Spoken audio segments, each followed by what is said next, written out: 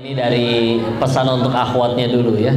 Tapi percayalah, Allah itu amat sangat memuliakan kalian. Makanya sengaja aturannya ketat kalau untuk wanita.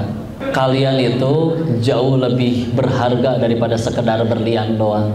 Kalau ada laki-laki yang ingin menyentuh kalian, satu syaratnya, buat perjanjian dengan pencipta kalian, termasuk di dalamnya menjaga, menafkahi, melindungi, membimbing, mendidik.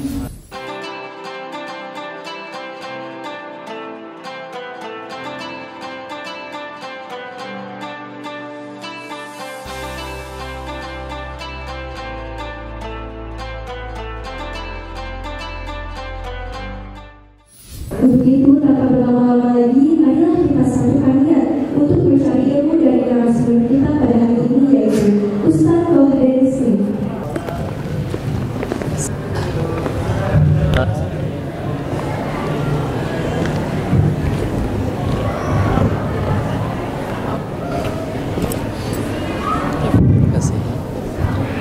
Bismillah. Sebentar ya, saya sambil pasang ini dulu.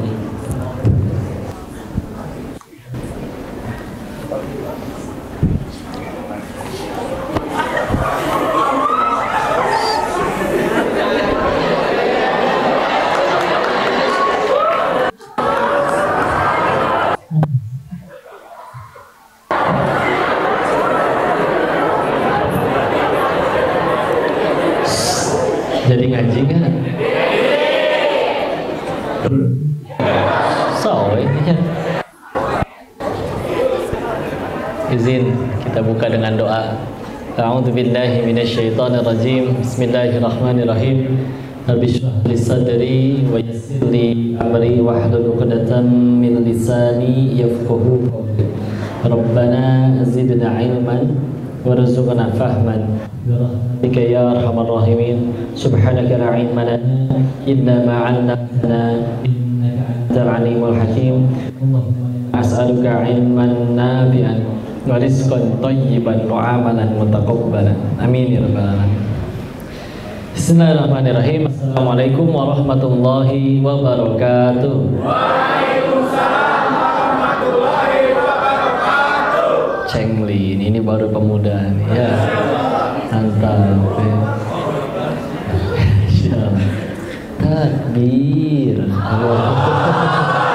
Takbirnya pelan tapi.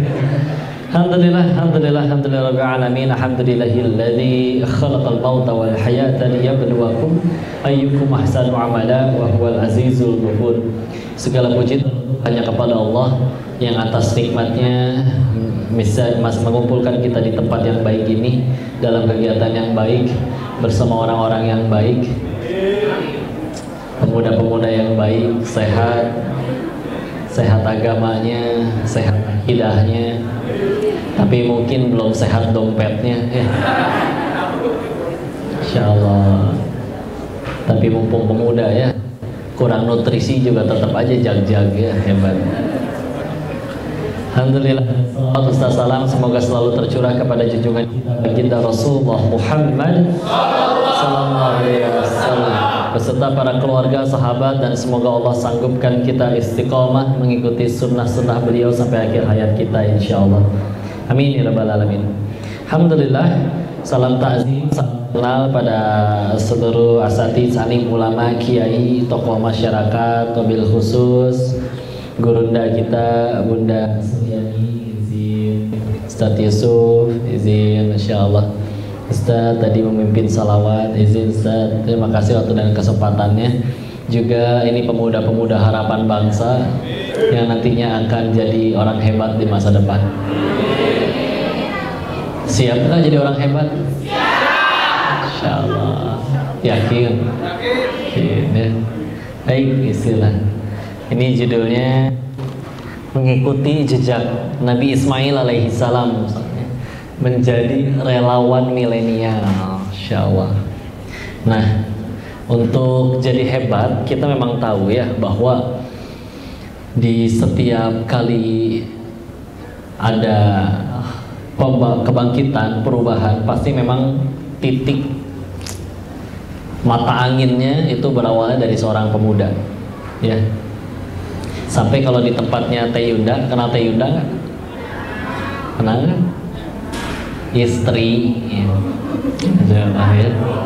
Alhamdulillah. Teh Yunda, beliau dari sana Sumatera Utara.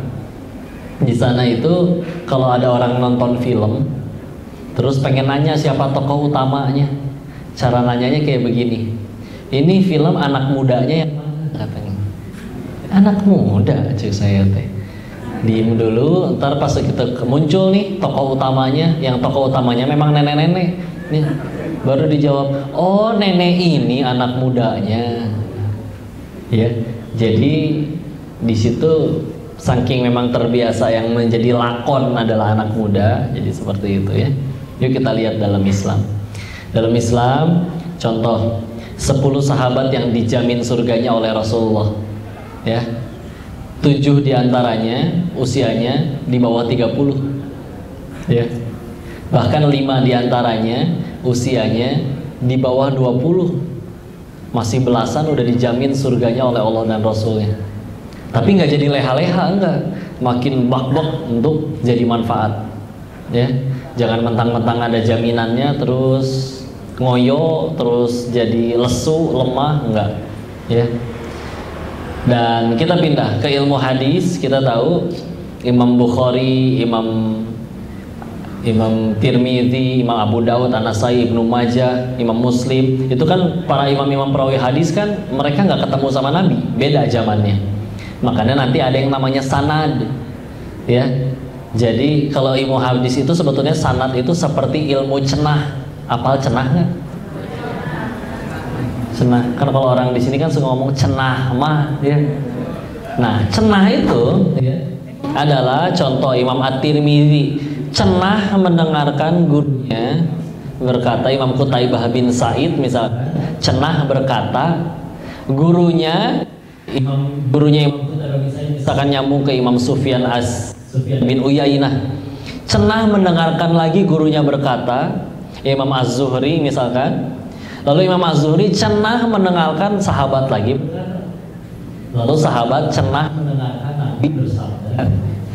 Tapi rantai cenahnya ini yang terjaga, ya. Nah, maka pasti berujung dari sekian banyak. Lalu Imam Ibnu Hajar Al-Asqalani membaginya menjadi 13 tokoh, ya. Dan tokoh utamanya pasti adalah sahabat, ya. Nah, sahabat ini syaratnya kan 3, ya. Jadi kalau kita nyebutnya sahabat Nabi itu bukan yang satu grup WA sama Nabi, bukan. Tapi syaratnya 3. 1, satu zaman dengan Nabi. 2, pernah ketemu langsung dengan Nabi meskipun hanya 1 kali. 3, ya, adalah yang beriman kepada Nabi sampai wafatnya. Jadi kalau misalkan ketemu Nabi terus bertatap muka dengan Nabi, sejaman dengan Nabi, tapi nggak beriman kepada Nabi, Abu Jahal misalnya, bukan sahabat, ya. Sejaman sama Nabi, beriman kepada Nabi, tapi tidak pernah ketemu sekalipun, maka bukan sahabat. Wais Al-Qarni misalnya, tapi itu dia jawabnya, ya. Maka, nah dari sekian banyak sahabat, ya, dan dikumpulkan dari sekian banyak jumlah hadis. Kalau kutub Sittah saja, kitab yang Bukhari, Muslim, Abu Dawud, An-Nasai, At-Tirmidzi, Ibnu Majah, itu aja minimal rata-rata ada 40 ribuan hadis, ya. Kalau digabung dengan yang doib sekian banyak jumlahnya. Nah, ini berujung dari sekian banyak sahabat, ternyata 67% dari hadis yang beredar yang ada itu hanya dari 7 sahabat muda saja. Berapa? 7. 4 dari Makkah, 3 dari Madinah, ya. Yang Makkah periwayat hadis sahih terbanyak, padahal ketemu nabinya baru 3 tahun terakhir, ya. 3 tahun sebelum Nabi wafat baru ketemu dan kenal Nabi, ya. Abu Hurairah radhiyallahu anhu meriwayatkan kurang lebih tidak kurang dari 5.374 hadis, ya. 3 tahun untuk hafal itu. Dan itu disampaikan tidak semuanya beliau sampaikan, ya. Abu Hurairah. Lalu Ummahatul Mukminin, ya, istri Rasulullah, Ibunda Aisyah, ulama wanita yang tidak tertandingi sampai sekarang, ya. Kitab hadis Bukhari itu Imam Bukhari hafal sekitar 300.000 hadis, tapi masuk dalam kitab Sahih Bukhari hanya 7 ribuan saja. ya. Nah, dari 7.000, 2.000-an itu dari Ibunda Aisyah radhiyallahu anha. Lebih dari 1/4 kitab terkuat setelah Al-Quran, tersahih yang paling benar setelah Al-Quran adalah Sahih Bukhari. Lebih dari 1/4-nya diriwayatkan oleh wanita, Ibunda Aisyah. Ya. Lalu sepupu Nabi yang ketiga, Ibnu Abbas, kenal Nabi umur 8 sampai 12-an atau 13-an tahun. Berarti kelas 2 sampai kelas 6 SD kenal Nabinya. Ya. Tapi yang seperti ini menjadi manusia yang paling paham Al-Quran selepas Nabi wafat. Ya. Ketemu Nabi cuma 4 tahun. Itu pun gak tiap hari ketemu. Ya. Lalu yang keempat, putra dari Umar bin Khattab radhiyallahu anhu, Abdullah bin Umar, ya, suka dipanggil Ibnu Umar. Ya, dia juga orang hebat. Beliau adalah sahabat yang paling moyo berusaha ngikutin Nabi. Di kitab As-Sahih At-Targhib wa At-Tarhib kata Syekh Al-Munziri yang ditakhrij oleh Syekh Nasruddin Al-Albani, dikutip di situ salah satu hadis bahwa ketika Ibnu Umar jalan dengan ajudannya sampai di suatu tempat, berhenti di situ buang air. Ditanya sama ajudannya, kenapa buang air di sini? Waktu dulu aku dampingin Nabi, beliau buang air di sini. Jangankan perkara ibadah, perkara itu pun ditiru oleh beliau. Ya. Yang tiga dari Madinah, sudah menjadi khadim Rasulullah dari kecil, ya. Itu adalah Anas bin Malik, ya. Lalu selanjutnya sahabat muda lainnya Abu Sa'id Al-Khudri dan juga Jabir ibn Abdillah. Insya Allah, ya. 67% dari ratusan ribu hadis yang ada, 67% hanya dari 7 orang sahabat muda saja. Ya. Memang orang muda, jadi memang kudu dari muda jadi hebat teh. Karena kalau nunggu di lihat sahabat Nabi yang akhirnya jadi sahabat, ya. Orang-orang dari kalangan yang usianya sudah sepuh yang akhirnya meninggalnya selamat, paling cuma Abu Sufyan. Sisanya tokoh-tokoh hebatnya Abu Jahal, Abu Lahab, terus Walid bin Mughirah, mati kafir semua. Meskipun hebat itu seperti apa, lihat, tapi jangan khawatir, lihat anak-anaknya yang akhirnya kenal Islam waktu muda. Siapa anaknya Abu Jahal? Ikrimah, ya, Ikrimah bin Abu Jahal. Tetap dianggap sebagai sahabat Nabi. Kita dianjurkan menyebut radhiyallahu anhu ketika mendengar nama Ikrimah. Ayahnya Abu Jahal, ya. Abu Sufyan walaupun akhirnya memeluk Islam, anaknya juga jadi orang hebat, Muawiyah bin Abu Sufyan, ya, menjadi khalifah kelima nanti selepas Ali bin Abi Thalib. Sebetulnya sempat ke Sayyidina Hasan dulu, ya, sebelum nanti selama 6 bulan lalu diserahkan kepada Muawiyah. Lalu anaknya Walid bin Mughirah, Khalid bin Walid, itu udah nggak ada itu, ya. Satu-satunya manusia yang pernah nyaris mengalahkan Nabi dalam peperangan cuma beliau doang di perang Uhud. Selepas masuk Islam jadi pedangnya Allah, Syaifullah.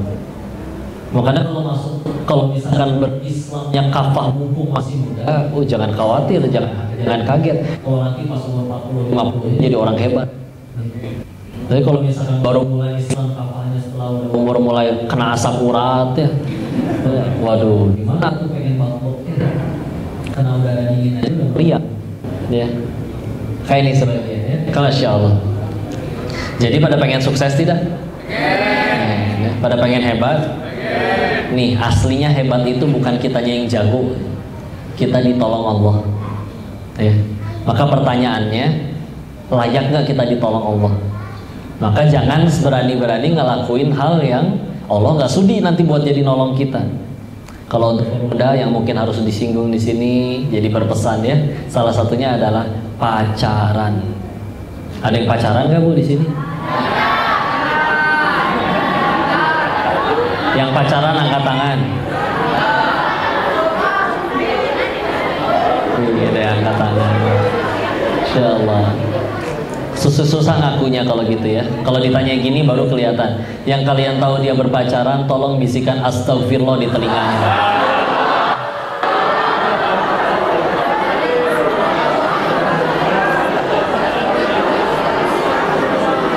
Masya Allah. Ya udah, ini memang ya udah kita bahas dulu, ya. Ini dari pesan untuk akhwatnya dulu, ya. Nah biar gimana, ya, memang populasi akhwat lebih banyak. Untung ini bukan kajian parenting ya. Kalau parenting kan ayah ibu gitu. Tapi tetap banyakkan ibu-ibunya, saya jadi curiga. Apa satu suami bawa 3 istri atau gimana? Nah ini kan pemuda semua ya. Wahai para wanita, anggap ini wasiat ya. Takutnya kita nggak ketemu lagi. Koko mungkin nggak ada umur sampai 5 menit ke depan juga nggak ada yang tahu ya. Tapi percayalah, Allah itu amat sangat memuliakan kalian. Makanya sengaja aturannya ketat kalau untuk wanita ya. Dijaga. Ini nyalsenya, Masya Allah. Alhamdulillah ya. Dijaga benar-benar ya. Beli gorengan sama beli berlian beda nggak bungkusannya? Beda. Bagusan bungkusan mana? Iya. Kalian itu jauh lebih berharga daripada sekedar berlian doang ya. Sampai ada surat perempuan, surat apa? Ada nggak surat Arijal? Laki. Oh ya. Dijaga, harus ditutup rapi ya. Istilahnya packagingnya luar biasa ya, nggak sembarang orang bisa unboxing gitu ya. Maka kalau ada laki-laki yang ingin menyentuh kalian, satu syaratnya, buat perjanjian dengan pencipta kalian ya. Termasuk di dalamnya menjaga, menafkahi, melindungi, membimbing, mendidik ya. Mitsaqan ghalidh kalau kata surat An-Nisa ya. Kalau misalkan ternyata berani buat perjanjian dengan Tuhannya, jangankan menyentuh, memandangnya saja laki-laki pun tidak berhak. Iya, laki-laki yang soleh mah pasti budul basor, ya. Walaupun dikiranya ngapain ya, jatuh bukan? Udah biarin ya. Masya Allah. Nah masalahnya kalau misalkan dia soleh nanggung nih, karena kalau di tengah-tengah itu nggak akan ketemu nikmat tuh. Ibadah ada nikmatnya, maksiat juga memang ada nikmatnya meskipun Allah nggak ridho. Kalau dia di tengah-tengah ya, akan dia nanggung nanti. Pengen maksiat, ingat dosa, menderita ya. Pengen ibadah, ingat dosa, jadi rindu dengan kemaksiatannya tersebut ya. Jadi bingung dia. Pengen nyentuh nggak berani, atau dimarahin Allah, nggak disentuh mubazir. Dia menjaga kalian semuanya. Jadi sehingga inilah. Kalian punya Instagram tidak, akhwat? Nah, ya. Bagus. Nah, ini buat yang punya ya. Kalau suatu saat misalkan Instagram kalian di DM oleh Song Joong Ki misalnya, atau mungkin 7 personil BTS mualaf semua, saking solehnya mereka hafal 31 juz, offset ya. Dan mereka rela menjadi suami ke-1 sampai ke-7 kalian. Mudah kan nyenengin wanita, tinggal kasih khayalan pun mereka udah. Makanya suka drama kan. Insya Allah. Nah, mau dia setampan apapun, mau dia tinggi, putih, langsing, juga bihun misalkan ya. Tapi kalau ngajaknya pacaran, jawabnya tegas. Apa? Halalkan atau tinggalkan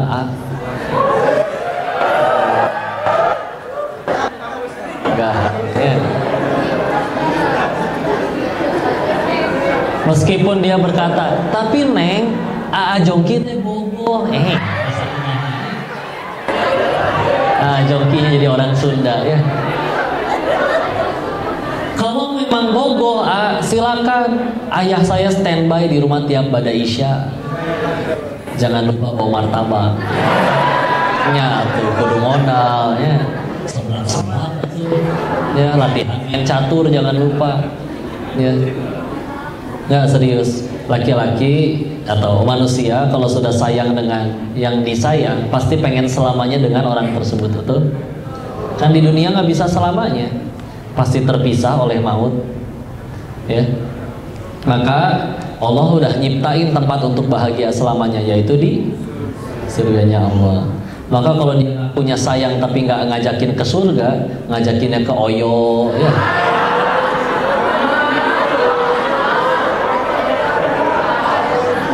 Cik atuh sing modal oyo-oyo teuing.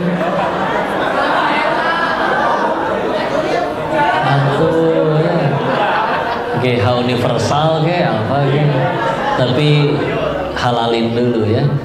Misalnya gitu, beneran sayang ya, tapi tidak berani mendatangi walinya, anaknya yang dimodusin, berarti omong kosong. Ulangi.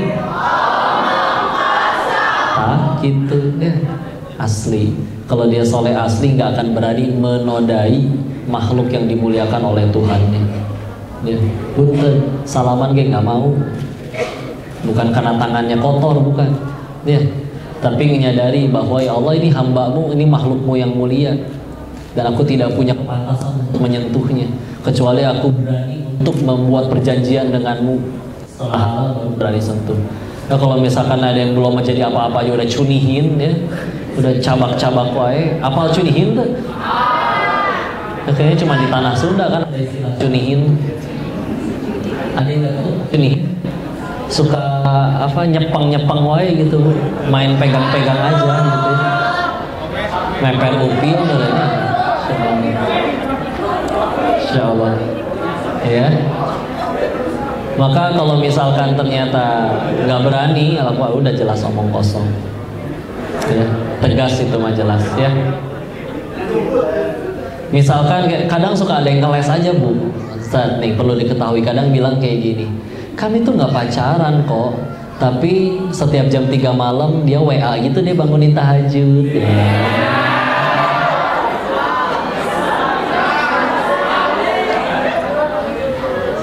Jangan lupa bangun tahajud, ukhti. Iya nih aku juga lagi ruku.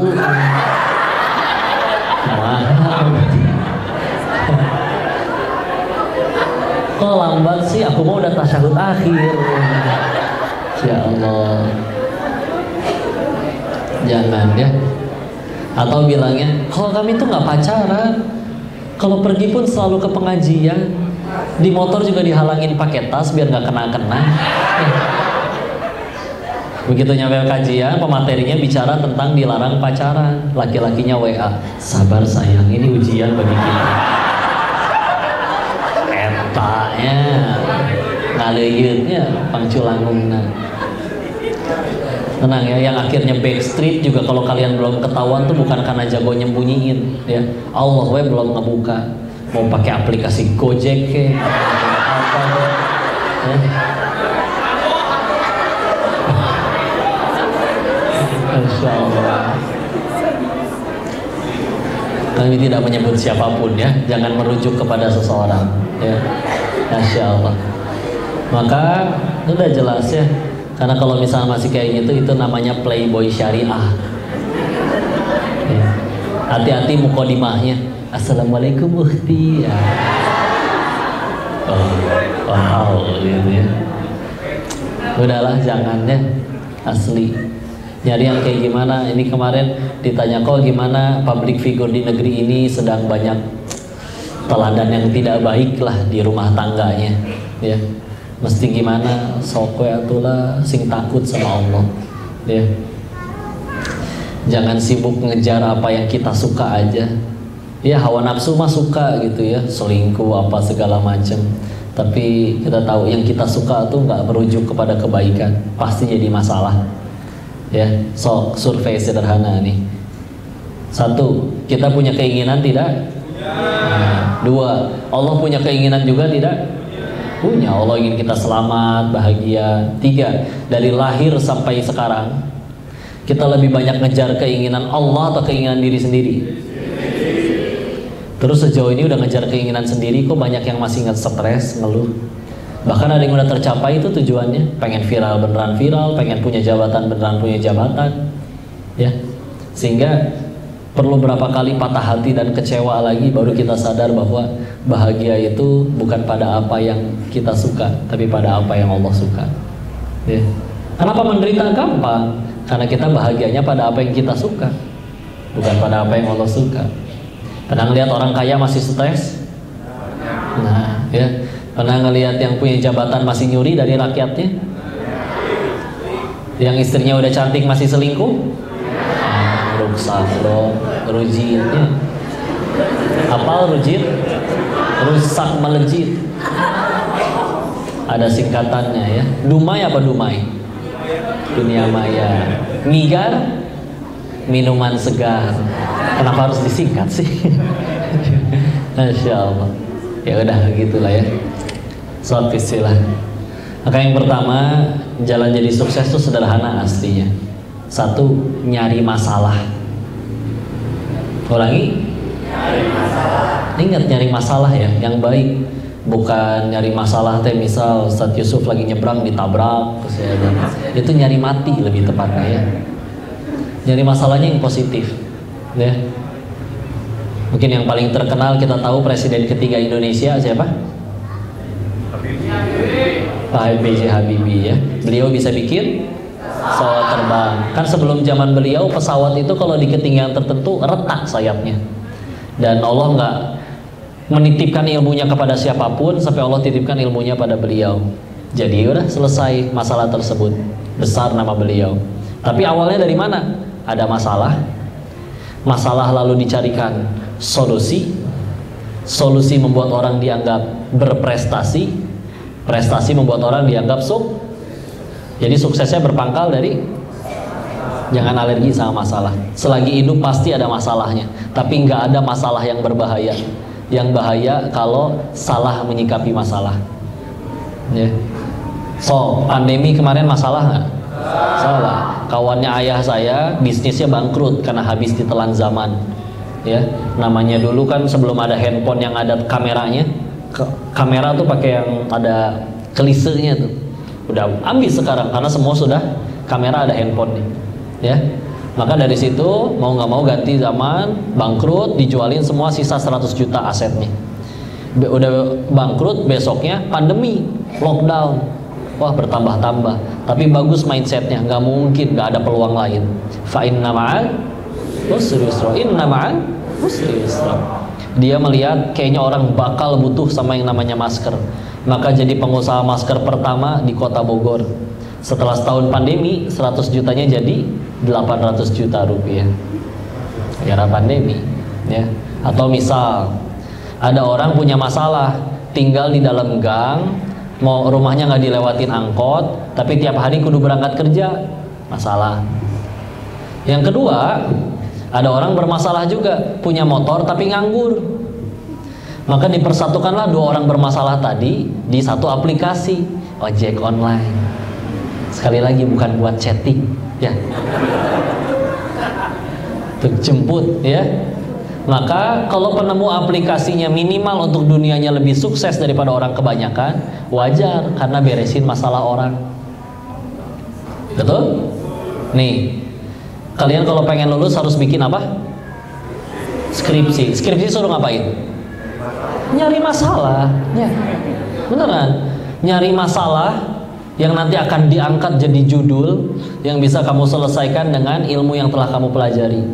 Kalau masalahnya judulnya aja nggak ketemu, boro-boro bisa lulus ya. Ketemu judulnya baru selesaikan, nanti disidangkan presentasi baru lulus ya. Belajar kelas 1 sampai 3 SMA semua materi udah khatam, tapi nggak mau diuji, bisa lulus nggak? Enggak, bisa ya. So, cari masalah yang positif ya. Sekali lagi tolong bedakan nyari masalah sama nyari gara-gara ya. Lanjut, nggak afdol kalau nggak ke Al-Quran. Ini sudah sering dibahas, tapi ini Masya Allah, kisah tentang Nabi Musa alaihissalam bertemu dengan gurunya Nabi Khidir di surat apa? Disunahkan dibaca tiap malam Jumat atau hari Jumat. Al-Kahfi, berapa ayat? 110. Nah, kisah Nabi Musa yang ini adanya di ayat 60 sampai 82. Ayat berapa? Mudah-mudahan udah baca terjemahannya semua minimal. Kalau belum nanti PR ya. Tapi di dalamnya Nabi Musa tuh ketemu Nabi Khidir. Dan ada 3 perbuatan Nabi Musa ya, mereka berpetualang di komplain. Tapi ternyata petualangannya nggak cuma berdua. Ternyata bertiga. Siapa yang ketiganya? Namanya tidak disebut sama sekali. Baru taunya pun di ayat 60-nya. Wa idz qala Musa li fatahu, dan telah berkata Musa li kepada fata, pemuda, hu-nya. Ya, Nabi Musa teh ngajak ngomong pemudanya. Yang nama pemudanya ini, muridnya ini tidak disebutkan dari Al-Fatihah sampai An-Nas, namanya nggak disebut. Karena contoh pemuda Ashabul Kahfi pun yang masuk ke dalam gua, apa disebutin nama lengkap, biodata, zodiak, makanan kesukaan? Enggak, ya, hanya kisahnya saja. Ini juga sama, tidak disebutkan namanya. Mesti baca tafsir atau kitab-kitab hadis baru disebutkan namanya. Apa pelajarannya? Kata para ahli tafsir, satu, tidak penting bagi seorang pemuda untuk namanya dikenal. Bukan berarti terkenal itu dosa dan haram, bukan ya. Tapi kalau ada pemuda di stikes Darba Husada, setiap hari yang dipikirinnya hanya pengen viral, bukan itu yang diharapkan oleh Islam ya.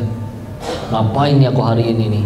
Oh, live TikTok aja mandi lumpur, Masya Allah. Ya. Dirinya aku mandi lumpur, bapaknya ibunya diguyur lumpur juga ya. Dikasih mawar, tampol sendal ya. Terkenal enggak, jeding ya bibir. Enggak lah, bukan itu.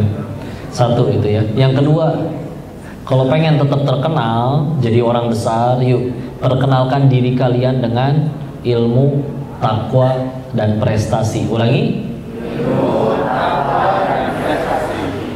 Mungkin kalian akan pernah ngelihat orang entah di pasar, entah di mall, dia baru turun dari kendaraannya, orangnya mingkem. Tapi orang di sekeliling kita yang menyebut, dia kan pendiri perusahaan ini, dia kan penemu teknologi itu. Prestasinya memperkenalkan siapa dirinya. Daripada orang yang sibuk segalanya tentang aku ini kampusnya bagus, saya yang ngebangun. Masjidnya bagus, saya yang ngebangun. Eta barudak teh meni soleh, ya, saya yang ngajarin, saya WKB ya. Ngaku-ngaku kadang ge. Kucing hoyong kawin tah. Insyaallah. Mau katanya. Mending mau ya. Gitu ya. Ke ilmu, takwa, prestasi. Yuk bandingin daripada orang yang meskipun dia seperti tadi ya, gagah, berwibawa ngakunya, tapi semua hanya tentang dirinya, bawaannya teh negatif ngeluh ya. Mendung dikit Allah dicarekan, ngaco Allah. Udah tahu jemuran saya belum pada kering, mendung lagi. Mana kalau Bandung macet teh lampu merah sahabat, nah mulai hiperbola. Belah mana bu lampu merah sahabat teh bu? Nah, dikit cot, beneran sahabat nggak? Ente kan umurnya aja belum sahabat ya. Macet kayak gini parah Bandung teh. Di luar negeri nggak ada nih macet kayak gini. Padahal ke luar negeri belum pernah. Yang penting ngambek dulu aja. Pagi-pagi bangun, ma aya sarapan naon? Nasi kuning tuh nasi kuning tuh diharap, kuning lagi pucet ya. Tapi dicemilin abis, nyebelin ya. Bangun tidur ngeluh, awak remuk, bohong. Coba badan remuk betulan nih, orang medis semua nih. Mungkin nggak secara medis badan remuk bisa bangun? Enggak. Kuliah ngeluh, kalian bisa diem nggak sih? Pala saya tuh pecah, tau nggak? Bohong. Coba pala pecah di kelas bu, repot getih di mana-mana. Dibegi ngambek ya. Sering dengar yang kayak gitu? Terdengar jelas suaranya? Bisa jadi suara kita sendiri soalnya ya. Ngambek kok kerjaan ya. Udah tenang aja. Ilmu, takwa, prestasi. Orang bilang kayak gini ya, masalah paling besar kemanusiaan tuh katanya kemiskinan, kelaparan, kriminalitas, bohong. Yang lebih bahaya apa? Ketiadaan ilmu atau bahkan ketidakinginan mencari ilmu ya. Orang nggak ada ilmu masih bisa lulus, bisa beli ijazah bisa sekarang mah. Tapi kalau tidak punya skill pada dirinya, siapa mau ngasih kerjaan? Kerja jadi beban. Siapa orang mau miara beban? Kecuali orang tuanya aja kepalang sayang, ngempanin beban ya. Ada gitu jadi beban, nggak ada kerjaan, nggak ada penghasilan, lapar nggak pakai iman, nyuri ya. Pangkalnya dari mana? Ilmu, beneran ya. Ulama-ulama terdahulu menegaskan ilmu itu ibarat mahkota yang tidak terlihat tapi membuat omonganmu didengar dan ditaati. Ilmu itu ibarat harta yang ringan dibawa tapi tidak bisa dicuri. Coba bu, punya duit cash 1 miliar teh, ribet nggak? Ribet, di dompet nggak muat, ya. Takut dicuri nggak? Curi. Coba ilmu, ya. Pernah gitu ngelihat ada kiai jalannya tengkleng gitu. Kenapa Ustaz? Kebanyakan baca kitab, ya berat sabelah. Enggak, ya. Atau gimana dicurinya? Nggak bisa dicuri. Lagi tidur gitu dicolok flash disk di kupingnya. Enggak, ya, nggak bisa. Makin kuat, makin banyak ilmu seseorang, makin kokoh. Bukan kokoh Cina kayak gini ya, maksudnya kokoh jika temboknya, makin kuat. Nggak, tenang aja, pakai ilmu. Karena kalau kita tidak keras kepada diri kita sekarang, nanti dunia yang datang dengan keras kepada kita. Kita lembek sama diri kita sekarang nih, ya. Dunia datang dengan keras, tapi kalau kita keras sekarang, dunia yang datang dengan lembut, lembek, nyari. Ini contoh ya, ada orang yang mungkin setelah udah mulai kelaparan, mulai nyebar CV, ngelamar perusahaan, sehari 20 perusahaan dia lamar, tapi tidak punya kemampuan, udah telat belajarnya, baru sadar ketika udah telat lulus, udah bertahun-tahun, ya. Maka dari situ dia diterima kerja sebulan pecat karena nggak ada kemampuan. Tapi kami kenal seorang fotografer yang seumur hidup nggak pernah nyebar CV, tapi setiap hari sibuk memperdalam ilmunya. Akhirnya orang mau nikah, Pak, hoyong difoto ku Bapak buat nikahan. Kapan Neng? Bulan depan. Maaf, jadwal teh penuh sampai 2 bulan ke depan. Nggak apa-apa Pak, saya nikahnya jadi 3 bulan lagi, yang penting difoto ku Bapaknya. Oh gitu nih, untung cuman ganti tanggal bukan ganti calon. Masya Allah. Karena punya skill, punya kemampuan, dicari, ya. Gampang dah ya kalau pengen gini ya. Kalau pengen nangkep ayam, jangan dikejar, udah capek, lincah. Kalau makanan, ayamnya datang, tutup, selesai, ya. Kalau pengen nangkep kupu-kupu, sama, jangan dikejar, dia bisa terbang, kita nggak bisa, ya. Kalau pengen tanam bunga yang cantik, nanti datang kupu-kupu. Gak cuma kupu-kupu, capung, nyamuk DBD gitu datang, kabeh semua, ya, datang. Maksudnya jadi jadilah hebat, jadi keras sama diri kita. Karena sekarang banyak yang lain juga gak ngapalin kok, yang lain juga gak belajar, yang lain juga gak bikin tugas, yang lain juga gak ngaji. Iya, tetap bisa tumbuh gede, bapaknya juga misalkan orang kaya, ya. Tapi nanti dunia yang datang dengan keras menegur, dengan pahitnya kelaparan, pahitnya pengangguran, pahitnya dihina pas reunian, ya. Sekarang bisa kuliah bareng, 40 tahun ke depan bisa jadi beda. Kenapa dia udah punya perusahaan, aku malah punya banyak utang, ya. Pasti ada yang beda, ya. Ilmu, takwa, prestasi. Ilmu jelas ya, Quran surat 58 Al-Mujadalah ayat 11, yarfa'illahul ladzina amanu minkum walladzina utul ilma darajat. Ilmu meninggikan derajat. Takwa surat 49 Al-Hujurat ayat 13, inna akramakum indallahi atqakum. Yang paling mulia di antara kalian di sisi Allah yang paling bertakwa kepada Allah, ya. Prestasi udahlah, orang nggak akan peduli. Yang suka sama kita nggak perlu kita menunjukkan diri. Yang udah benci sama kita mau ngapain tetap aja dijulitin. Maha benar netizen dengan segala komennya, ya. Udah, biarin, sibuk berprestasi aja, ya. Biar prestasi kita yang menjelaskan siapa diri kita. Kalau pengen lebih keren lagi, nggak usah kenalin diri. Kalau ada yang nanya siapa kalian, silakan googling aja. Ih, gaya si Eta, ya. Taunya salah teh ya, nama napi taunya teh. Jadi ya, insya Allah. Ilmu, takwa, prestasi. Yang ketiga, makna dari kenapa pemuda tadi tidak disebutkan namanya oleh Allah. Salah satunya yang ketiga adalah lihat siapa yang kalian tempel. Maksudnya kalian dekatnya sama siapa, karena itu juga menentukan masa depan kalian. Ingat, ini bukan berarti temenannya pilih-pilih ya. Temenan itu betul sama siapa saja. Tapi kalau perkara mengambil teladan dan mendengar nasihat, itu wajib pilih-pilih. Iya dong, masuk akal. Kalian pengen jadi pemain bola misal, ya kudu dengerin Lionel Messi, jangan Chef Juna. Nggak nyambung, karena ada bidangnya masing-masing, ya. Maka lihat, muridnya Nabi Musa tadi namanya Yusya bin Nun. ya. Maka beliau dekat ya dengan para nabi, akhirnya diangkat jadi nabi juga. Bahkan ada satu misi yang belum bisa diselesaikan oleh Nabi Musa dan Nabi Harun ketika mereka wafat, yaitu membawa Bani Israel masuk ke tanah terjanji Palestina. Baru selesainya di zaman Yusha bin Nun 40 tahun kemudian ketika diangkat menjadi nabi, ya.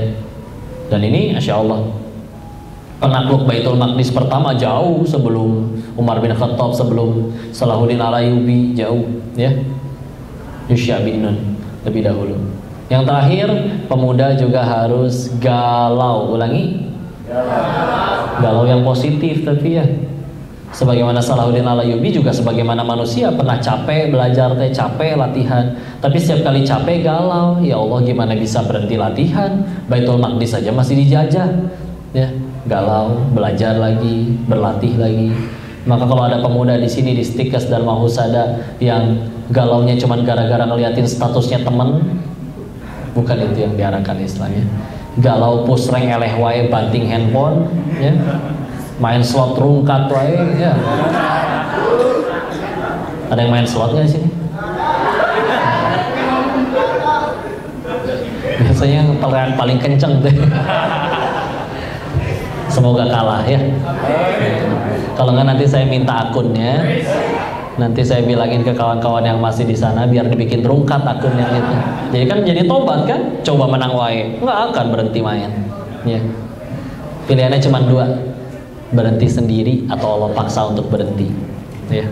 Gampang, ya. Tinggal pilih yang mana tuh, ya. Pengen cara yang baik-baik atau yang kasar, ya. Bukan ngancem ini mah. Dan gimana tuh? Ingat, dosa kalau terus-menerus dilakuin, pilihannya cuma dua. Satu, Allah bongkar biar ketahuan aibnya oleh orang-orang, viral misalkan, ya. Siapa tahu dengan viral itu akhirnya jadi tobat, malu soalnya. Dua, kalau dosa terus-menerus dilakukan tapi nggak tobat-tobat, pilihannya yang terakhir tinggal satu. Yang kedua adalah Allah matikan pas lagi maksiat sekalian, ya. Ingat banget pernah cerita, ya. Ada tokoh masyarakat, pejabat yang beliau kenal, beliau tentu tidak menyebutkan namanya, meninggalnya di losmen murah pinggiran kota dalam keadaan tanpa busana dengan sesama jenis. Nih, bayangin, ya, bayangin Allah dengan sifat rahmat maha baiknya kayak begitu, ya. Kalau ternyata itu baru pertama kali, langsung nggak Allah matiin kayak gitu? Setega itu nggak Allah? Enggak kayaknya. Berapa kali kita maksiat sendirian di dalam kamar, ngelihat yang enggak selamat keneh sampai sekarang, ya. Tapi kalau udah terus menerus kayak gitu nggak berhenti juga, ya itu mungkin harus jadi pelajaran bagi orang-orang, ya. Karena berhenti sekarang atau Allah paksa untuk berhenti, ya. Nggak berhenti juga kita yang selamat, nggak berhenti kita yang hancur. Allah mah nggak rugi, satu dunia maksiat Allah nggak rugi, ya. Dan itu baru perkara satu aib, ya. Ada satu surat di juz 28, surat ke-64, namanya At-Taghabun, 18 ayat. Ayat 9-nya, yauma yajma'ukum liyaumil jam'i dzalika yaumut taghabun. Salah satu arti dari yaumut taghabun itu adalah hari ditampakkan segala dosa. Nih. Suka ada yang nonton ini nggak? Di TV teh suka ada acara 86 yang polisi teh ngegerebek-ngerebekin itu, ya. Kadang penginapan remang-remang, ya. Karena salah satu episode yang kami lihat, ada yang tidak bisa membuktikan sepasang laki-laki dan istri ini tidak bisa membuktikan mereka suami istri, ya. Tapi ternyata bukan, mohon maaf, ternyata bukan pelacuran, tapi memang mau sama mau aja. Maka ya sudah diproses, dibawa ke kantor nggak mau, ya udah dibawa pulang. Di mana rumahnya? Biar kami bilang ke orang tuanya. Ketika pengen disampaikan ke orang tuanya, itu yang perempuan mulai nangis, ngecerit, ngeguling-guling tuh. Koko Sodan mohon kepada polisinya, jangan Pak, jangan sampai ibu saya tahu. Ternyata si ibu ini tuh tinggal bertiga sama ibunya sama anak perempuannya. Ternyata joken, ya, janda, ya.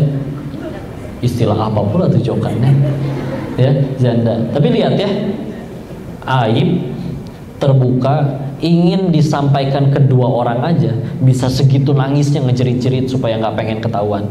Itu baru pengen kedua orang, belum ke seluruh makhluk dan belum hukumannya atau bukan maksiatnya. Yaumut Taghabun itu adalah hari ditampakkan segala dosa, Dimana nanti nggak cuma satu dosa yang akan Allah tampakkan. Lihat di dunia mah, satu masalah ke orang ngajungkel. Anak yang orang yang ngakunya punya kekuasaan di negeri ini, anaknya jadi tengil, ngebully orang sampai pingsan, koma, ya, merembet ke bapak-bapaknya tuh. Itu teh baru satu kasus, itu teh. Di hari itu ditampakkan segala dosa. Nih yang sedang berbicara ini pun kalau tidak bertobat, setiap perbuatannya akan ditampakkan di hadapan seluruh makhluk, di hadapan orang yang katanya kagum kepadanya. Nih kelakuannya pas lagi sendirian, dikasih lihat tuh sama Allah. Ya. Nah, kalau misalkan ya Allah, itu orang manusia baru pengen ditampakkan kesalahannya kedua orang lain aja sampai segitunya, apalagi nanti di hari itu. Dan gak cuma satu dosa yang ditampakkan. Ya mataklah, udahlah, takut aja sama Allah. Selama ini ngejar yang disuka juga gak bahagia juga. Sok jadi manfaat, ya, tunjukkan pakai ilmu, takwa, prestasi. Jadi hebat, Allah yang muliakan nanti, beneran. Ya, ilmu banyak kok, gimana ngapalinnya, ya, Allah yang bikin hafal nanti. Surat Al-Baqarah ayat 282 atau ayat paling panjang belah kiri tentang hutang piutang. Tapi Allah tutup dengan nasihat, wattaqullah wa yu'allimukumullah. Kamu bertakwalah kepada Allah, nanti Allah yang mengajari kamu. Ya. Kalau udah Allah yang ngajarin, gimana bisa lupa? Ya. Tapi yuk tingkatin takwa. Ya. Udah mulai 5 waktu kok, mulai duha. Duha udah gak pernah bolong, mulai tahajud. Udah gak pernah bolong semuanya, mulai apalagi baca Qurannya ditambah, tadinya sehari selembar jadi setengah juz. Bismillah, terus istiqomah dijaga, nanti Allah yang muliakan. Ya. Sok mangga segitu dulu lah. Allahu a'lam bishawab. Dikembalikan dulu kepada mana teteh MC. Kalau ada yang ingin didiskusikan, ditanyakan, tafadhol atau dikoreksi, barangkali saya ada salah menyampaikan. Izin sebagian tadi yang dibahas bahasannya ada di buku ini, Untuk Jiwa yang Tenang. Itu di depan ada teman-teman stand dari Gramedia. Silakan kalau misalkan, mudah-mudahan dengan wasilah buku ini Allah turunkan ketenangan ya. Jadi nggak panik ya, jadi tenang ya, Masya Allah. Bisa di depan. Dan yuk kita kembalikan dulu kepada Ustaz MC-nya. Yang mau bukunya di TikTok Shop ada ya, di keranjang kuning. Oke, baik, Masya Allah, luar biasa sekali. Mungkin selanjutnya akan ada sesi tanya jawab ya. Apakah ada yang ingin bertanya?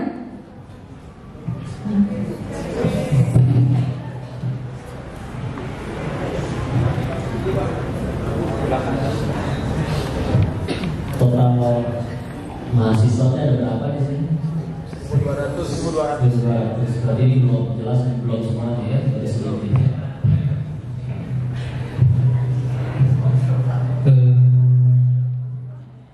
Assalamualaikum warahmatullahi wabarakatuh. Waalaikumsalam warahmatullahi wabarakatuh. Sebelumnya perkenalkan, nama saya Faisal Akbar dari Prodi Diplomatik Keperawatan. Izin bertanya, Ustaz, bagaimana kita keluar dari zona kecanduan depok atau jajanan? Terima kasih. Mungkin di sini. Terima kasih. Assalamualaikum warahmatullahi wabarakatuh.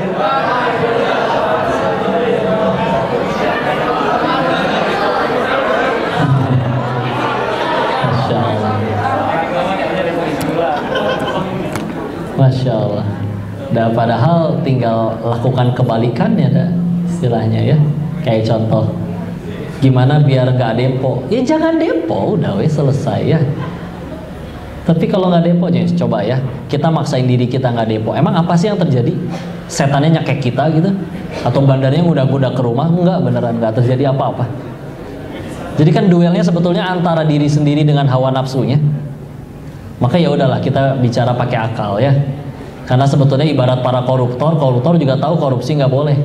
Jadi nggak usah dipertegas, itu haram, itu neraka. Nggak usah pakai cara itu. Yuk mikirin baik-baik aja ya. Kalian pengen menang ceritanya nih. Sama si bandar dia pengen menang. Ya. Belah mana masuk akalnya, tolong pikirkan ini ya. Itu web judi nggak tiba-tiba ada. Penciptanya manusia juga, sama, dia juga punya serakah, dia juga punya hajat, punya keinginan. Terus dia untuk mencapaikan kepada keinginannya terhadap duit, dia bikin website tersebut. Apa serius kita benar-benar berpikir dengan main itu dia akan dengan sengaja membagikan rezekinya kepada setiap pemain dengan cara dikasih menang? Enggak, mustahil. Ya. Karena kalau dari awal tujuan mereka pengen bagi-bagi duit, yang dibangun lembaga zakat infak sodako. Ya. Maka yaudah, masalahnya kita nggak punya kemampuan untuk mengatur apa yang akan keluar tuh di putaran berikutnya. Dia punya kemampuan untuk itu, ya. Kok itu ada yang menang? Karena ada lagi yang lain lagi kalah. Dari 10 pemain 8 kalah 2 menang. Salah satu sifat buruk manusia, mereka ngerasa saya pasti si 2 orang tersebut, ya. Kan manusia mah suka gampang kepedean, ya. Contoh, teh suka nggak dikasih duit 100 juta? Suka, ya. Tapi duitnya palsu, nggak suka, ya. Tahu nggak? Kita tuh kadang suka yang palsu loh. Contoh, ketemu acara reunian, terus ada yang berkata, ih, ibu kok setiap hari tambah muda ya? Asli nggak itu ucapannya? Hah? Kalian kan orang medis ya, tolong jelaskan secara medis belah mana masuk akalnya manusia tambah muda setiap hari. Ya. Tapi percaya kita mah pas di toilet ngaca, iya juga ya. Sama, angan-angan lah kak, beneran, ya, beneran. Karena hati-hati ya. Oke, kalau orang dia awalnya selalu diawali dengan uang adem, ya kan? Besok uang bulanan udah cair lagi dari orang tua.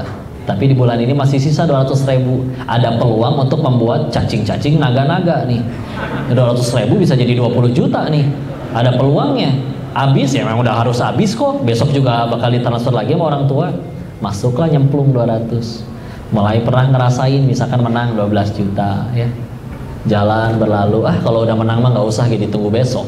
Sorenya gitu bisa depo lagi. Ya. Beres, main, punya keinginan yang sama dengan memori pernah merasakan kemenangan, tapi masih main dengan akun yang sama, ya, internet yang sama, jaringan yang sama. Mereka punya database untuk itu ya. Untuk nyari tahu ya. Mau dia ganti akun, mau dia ganti handphone, mau dia nyari, masih bisa kelacak kalau kalian orang yang sama. Ya. Jadi ada datanya. Maka ketika akhirnya main lagi, oke, mulai karena habis 200. Kan dulu juga pernah menang lagi gede. Udahlah masukin 500 lagi. 500 habis. Habis 500 tinggal taruhan 1 juta. Taruhan 1 juta kalah tinggal main 2 juta. Masalahnya udah kepalang nyemplung nih sekalian. Gimana nih? Cara dapat uang cepat 2 juta sekarang juga. Tinggal itu caranya. Gimana berarti? Pinjemlah motor teman, bilang pengen ke warteg padahal digadein. Ya. Nyata udah masukin, kalah lagi. Ya Allah, malah jadi utang 8 juta. Berarti tinggal taruhan 8 juta lagi biar menang jadi 16 juta. Ya. Cuman di mana lagi bisa dapat 16 juta saat ini juga? Tenang, hanya butuh 1 kali lagi kemenangan untuk bisa balikin itu semua. Nyari kemana ya? Surat tanah orang tuanya digadein mulai ya, atau mas kawin istrinya. Oh udah, kalau sudah mulai masuk di circle itu, bandar tahu dia akan ngelakuin segala macam cara untuk balikin uangnya. Karena cuman lewat melalui permainan itulah dia bisa dapat peluang berkali-kali lipat menang ngebalikin kekalahannya. Tapi kalau sudah di saat itu dia tahu habis berapa game pasti digali lagi. Udah itu saatnya untuk disetting untuk tidak akan keluar tuh free gamenya. Ya, udah jelas ya. Maka udahlah pasti kalah. Jangankan gitulah, tahu mesin capit boneka gak? Kan kalau kita beli mesinnya nanti ditanya sama tukangnya, ini mau di putaran keberapa? Apa ya maksudnya? Nanti misalkan di putaran ke-10, pas pemain ke-10 nyapit, dia kencang tuh nyapitnya, jadi bonekanya bisa keluar. Serius, coba kalau misalkan nyapitnya selalu kencang, setiap pemain menang, atuh tekor dong. Nggak masuk akal ya. Segitu teh capit boneka, komode judi ya. Ya.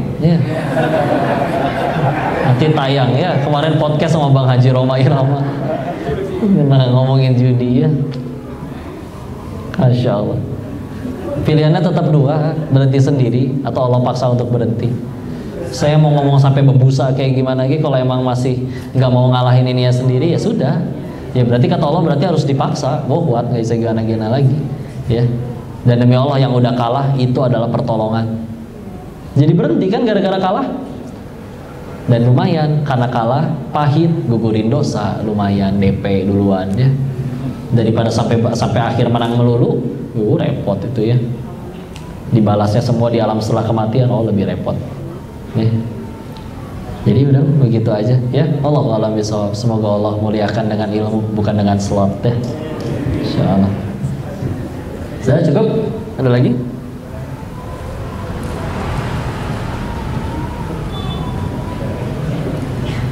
Oke, Masya Allah, biasa saya Pak Faisal.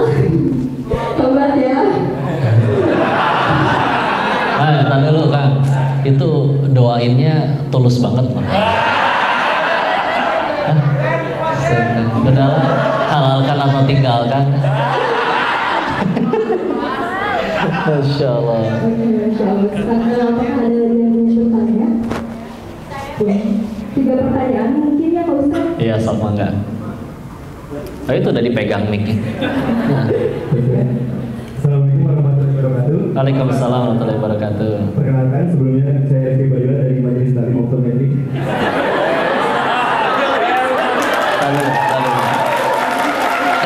Taruh, kecepatan ngomongnya. Majelis Taklim apa?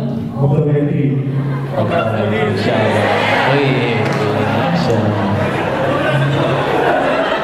Silakan. Kebetulan saya sebelumnya tadi mungkin pertanyaannya agak di luar konteks dari yang dibahas. Iya, apa Dan itu? ada 2 pertanyaan saya. Iya, mangga. Nanti jatah yang lain keambil. Ya, mangga. Oke, yang pertama, mungkin kita sering mendengar kata di dalam hati atau kata dalam hati. Nah, yang ingin ditanyakan, apa saja yang sebenarnya dirujuk oleh kata hati tersebut?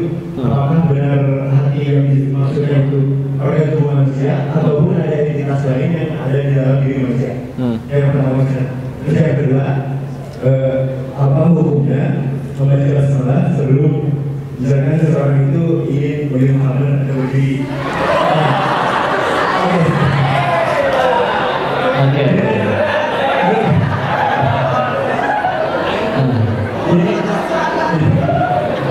Ya, tapi dalam dirinya itu punya pemikiran bahwa setiap apapun yang dilakukan, dia membaca basmalah dengan keinginan yang kuat, dengan basmalah itu dia bisa bertobat seperti itu.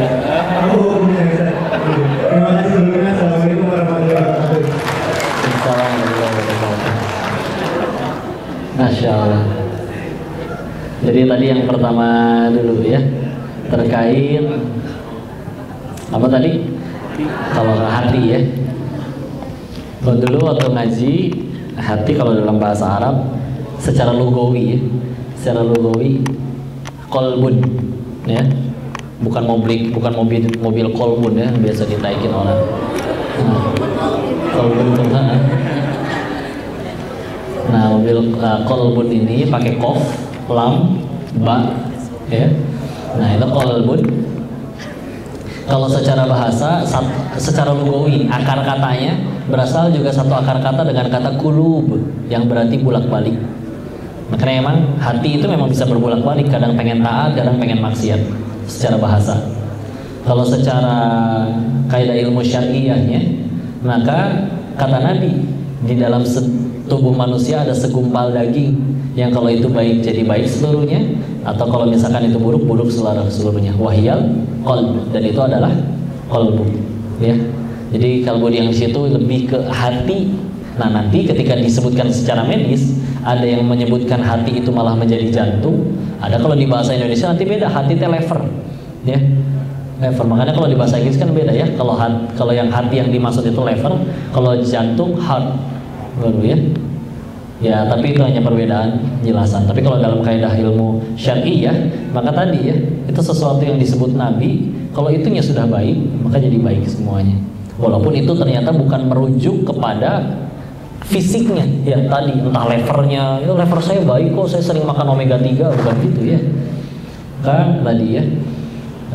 Dan itu menentukan, karena bulat-balik, maka itu menentukan gimana caranya kita mesti berupaya istiqomah agar supaya seluruhnya jadi baik.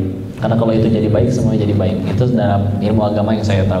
Terus kalau misalkan tadi pengen berbuat sesuatu yang Allah nggak suka terus ngucap basmalah, ya gimana tuh ya, kontradiksi. Biasanya kalau dicobain istilah nanti jadi kalah. Waktu saya di Thailand, saya udah kenal Islam sebetulnya. Jadi sudah mulai ngebiasain sholat meskipun bacaan masih balelo. Tapi memang beres sholat perginya ke kasino, karena memang kerjanya di kasino, ya. Dan memang kalau main jadi lebih sering kalahnya daripada menangnya. Kalau main, karena memang udah tahu sih aslinya. Ini cuma buat iseng-iseng nemenin teman pada makan, ya ada uang receh masukin. Paling main paling banter juga 6 jutaan doang sekali ngebet. Jadi nggak terlalu ini. Karena tahu hari itu dapat ya pemain yang pada kalah lebih banyak lagi, ya. Jadi ya jelas ya, kan amalan agar bisa diterima itu syaratnya 2, niatnya benar, caranya benar.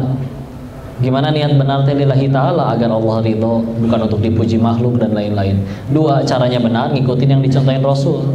Bahkan jangankan kayak gitu ya, aku pengen berniat menambah kedekatanku kepada Allah. Gimana caranya? Makanya tadi aku sholat subuh 6 rakaat kok. Ya tadi nggak bisa ya, karena meskipun niatnya benar, caranya salah ya. Jadi ya kontradiktif ya. Apalagi kalau dari awal niatnya itu untuk mempermainkan agama, ya tambah besar lagi dosanya. Tapi kalau memang ya udah kebiasaan, ya mudah-mudahan bismillah ya, dengan adanya iman dalam hati, terus udahannya habis baca bismillah kalah, jadi jangan main lagi tanpa baca basmalah, ya, tambah nyemplung ya. Ya tapi udah berhenti aja. Karena tadi nanggung kalau di tengah-tengah teh nggak akan enak ya. Pengen maksiat, tahu ganjarannya, ilmunya, ini hukumnya apa, hukum ganjarannya seperti apa, jadi malah stres sendiri. Tapi giliran akhirnya taat juga bingung, masih rindu dengan kemaksiatannya. Jadi nggak akan enak kalau STMJ ya, di tengah-tengah teh sholat terus maksiat jalan ya. Maka ya udah, kalau mau kafah seluruhnya ya.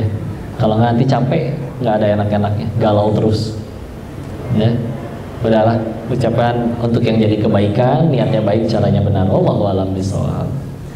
Tuh, ada lagi?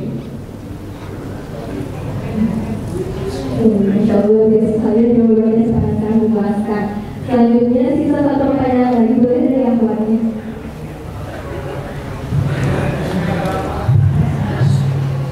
Assalamualaikum warahmatullahi wabarakatuh. Waalaikumsalam warahmatullahi wabarakatuh. Perkenalkan, nama saya Maratu Habibah dari Unit Keperawatan tingkat 2. Ustaz, saya izin bertanya, bagaimana cara menanamkan tauhid di diri kita, sedangkan kita memiliki karakteristik yang berbeda-beda. Dan satu lagi, apabila kita mempunyai niat puasa, tetapi kita meninggalkan sholat subuh karena kesiangan, itu apakah puasanya diterima Ustaz? Terima kasih. Baik, bismillah.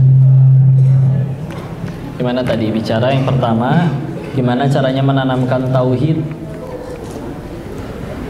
Nanti Allah yang ngajarin ya, dengan pelajaran kehidupan, beneran ya.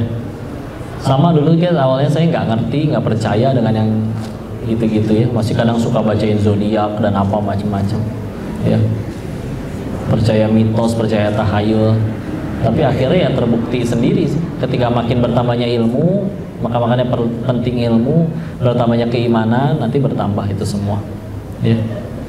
Karena pelajaran-pelajaran yang memperlihatkan bahwa kayak waktu di Thailand contoh, diperlihatkan oleh Allah segala hal yang katanya seharusnya menjadi sumber kebahagiaan orang, tapi orang yang udah punya itu malah tetap gak bahagia. Ada istri minta cerai dari suaminya karena tidak dibelikan mobil yang kelima, ada wanita cantik, Masya Allah, umur 34 tahun tapi masih terlihat cantik, lagi stres, ngobrol sama temennya, bicara pengen aborsi untuk yang ke-23 kalinya. Ada di sana ya. Kan nggak mungkin dong zinahnya cuma 23 kali, emang stok cara apa pasangannya ya. Maka ya kata orang, dia ya tadi dia punya kecantikan atau harta atau apa, semua hal yang kata orang suka, tapi ternyata tidak bisa ngasih bahagia juga. Makanya tadi dikasih renungan, yuk selama ini kita ngejar yang kita suka sama ngejar yang Allah suka. Lebih banyak ngejar yang kita suka belum bahagia juga. Orang-orang yang udah pada ngejar yang Allah suka, enggak tuh. Orang kalau udah benar-benar soleh kayak nggak pernah ngambek, nggak pernah ngeluh, nggak pernah jenuh, nggak pernah kecewa, nggak pernah menderita. Ya, bukan berarti masalahnya hilang, ada masalahnya Tapi ya bahagianya udah berubah, bukan dari apa yang aku suka tapi apa yang Allah suka. Dijahatin orang nggak rugi. Ada dia yang zolim, masa dia yang zolim saya yang dihukum? Dia zolim, pahalanya ditransfer. Dia pahalanya habis, dosa kita diangkut sama dia. Tapi kan dia tetap udah zolim. Kan saya tahu saya bakal mati dan cita-cita tapi ke surga. Nabi Adam aja diusir dari surga gara-gara satu dosa. Apa saya yang pengen ke surga dosanya cuma satu? Enggak. Tapi cita-citanya ke surga, sholat segitu-gitunya, sering lupa rakaat wae, istighfar jarang, sedekah apa lagi. Tapi pengen ke surga gimana tuh caranya? Tahu-tahu ditolong oleh Allah, ada yang gugurin dosa, dia jahatin saya. Berarti makanya ini saya pengen kasih kue bolu karena dia udah jahatin saya. Kan lumayan transfer pahala. Enak sekali itu hidup, Masya Allah. Lihat, orang yang ngaku cinta kepada kita aja nggak pernah tuh ngegali-gali aib kita. Dia ngegali-gali aib kita, dicari sampai begadang sampai 24 jam, di scroll foto kita di Facebook ya, aib-aib yang lama dibongkar kembali ya. Sungguh kecintaan yang luar biasa itu ya, segitu cintanya sama kita ya. Dan begitu tahu disampaikan ke orang-orang aibnya, kan manusia jadi baik karena aibnya, karena kesalahannya disampaikan, jadi tahu apa yang harus diperbaiki. Nyamuk aja mati gara-gara tepuk tangan ya. Jadi ya sudah, tenang aja ya. Tapi kan kamu jadi dihina orang. Kehinaan yang disebut orang lebih sedikit daripada kehinaan yang asli. Allah tahu kok diri ini pas sendiri pernah ngapain aja. Enggak dibongkar sama Allah. Tapi kan dia udah jahatin, ya berbuat baik ya kan, bukan karena dia suka, biar Allah suka weh. Nggak rugi. Apa artinya satu dunia cinta tapi Allah benci? Tapi kelakuannya nyebelin. Alhamdulillah meninggal nggak ditanya kelakuan orang, tapi ditanya kelakuan masing-masing. Coba, jadi saya ruginya belah mana? Jadi asli, semua pada pengen bahagia. Kalau pengen bahagia, pakai pola pikir tauhid, kembalikan semuanya ke Allah. Nggak akan ada ruginya demi Allah. Kapan kita masih rugi? Tadi, karena bahagia kita masih pada apa yang kita suka. Padahal kata siapa yang kita suka itu baik buat kita. Satu, terlalu cinta sama dunianya. Dua, mungkin kita belum pengen surga.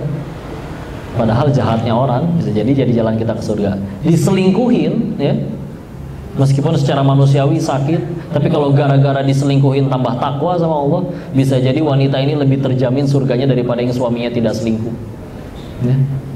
Walaupun bukan berarti yang gak selingkuh suaminya disuruh selingkuh. Selingkuh atau ya bukan gitu juga ya. Tapi nggak rugi, beneran. Nanti Allah yang ngajarin. Sisanya kalau pengen ada upaya kita, ya ngaji. Ada kitab tauhid, ada belajar kitab-kitab belajar tentang ketauhidan, Ihya Ulumuddin Imam Ghazali, kitab Al-Hikamnya Syekh Ibnu Athaillah As-Sakandari, ya. Dengerin kajian tauhid.